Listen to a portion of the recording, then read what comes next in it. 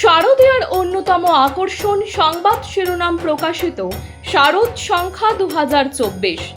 শারদীয়া 1431 দুর্গাপুজো উপলক্ষে সংবাদ শিরোনাম পত্রিকা আগামী 15ই আশ্বিন 1431 ইংরাজি 2রা অক্টোবর 2024 অর্থাৎ মহালয়ার পূর্ণ লগ্নে শারদ সংখ্যা প্রকাশ করতে চলেছে। আপনাদের জানাই, এই শারদ সংখ্যায় আপনাদের রচিত গল্প, প্রবন্ধ, নিবন্ধ, ভ্রমণ কাহিনী, কবিতা প্রভৃতি প্রকাশের জন্য আমাদের পাঠাতে পারেন। আপনাদের লেখা অবশ্যই হোয়াটসঅ্যাপে টাইপ করে 8770267797 অথবা 9007322922 এই নাম্বারে। দুবরাজপুরের নিরাময় অজগর উদ্ধার। দুবরাজপুরের নিরাময়ের কাছে উদ্ধার হলো একটি অজগর। প্রায় 7 ফুট লম্বা এই অজগর। বর্তমানে অজগরটি সম্পূর্ণ সুস্থ রয়েছে। জানা যায়, কুইটা গ্রামের নাজমুল মণ্ডল নামে এক ব্যক্তি দুবরাজপুর যশপুর রাস্তায় নিরাময়ের কাছে একটি অজগরকে পিচ রাস্তা পারাপার করতে দেখে প্রথমে ঘাবড়ে যান। পরে লোকজন সেখানে ভিড় করতে থাকেন। এরপর খবর দেওয়া হয় সর্পপ্রেমী অমিত শর্মা ও দুবরাজপুর থানার পুলিশকে। ঘটনাস্থলে আসে দুবরাজপুর থানার পুলিশ।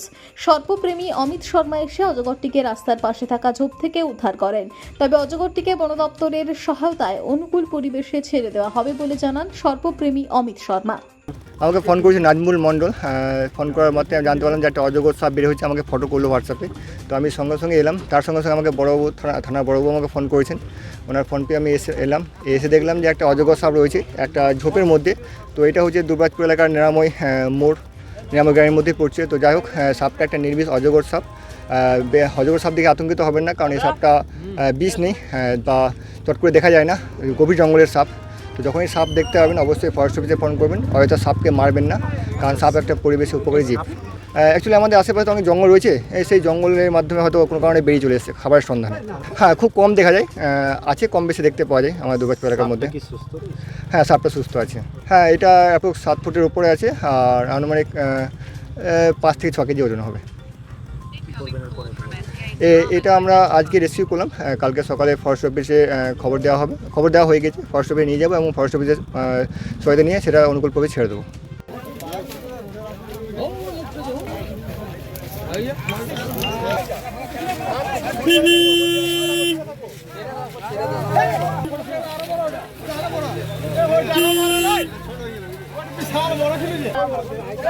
একটা আর আছে।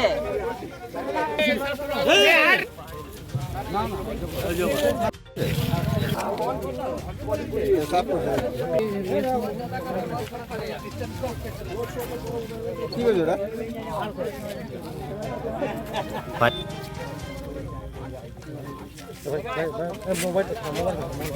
রোডটা দাও, রোডটা দাও, মাথা না কেটে দাও।